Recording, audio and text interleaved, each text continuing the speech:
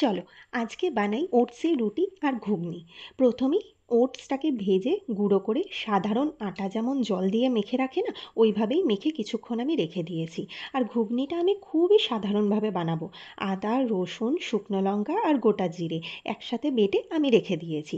এটাকেই তেলে কষিয়ে সেদ্ধ করে রাখা মটর দিয়ে বানাবো। এই ঘুগনি বানাতে বানাতে না আমার স্কুল লাইফের কথা মনে পড়ে গেল। স্কুলে যখন টিফিন হতো তখন গেটের বাইরে একটা বড় হাঁড়ি নিয়ে ঘুগনির কাকু দাঁড়িয়ে থাকতো। রেলিংয়ের ফাঁক দিয়ে হাত বাড়িয়ে 5 টাকা দিলেই শালপাতায় গরম গরম ঘুগনি পেতাম। তার স্বাদ আর স্মৃতি কোনোটাই ভোলার না।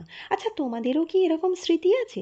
থাকলে কমেন্টে নিশ্চয়ই জানিও। শেষে ঘুগনির ওপরে ওই যে জিরে, ধনে আর শুকনো লঙ্কা ভেজে ভাজা মশলাটা দিয়েছি।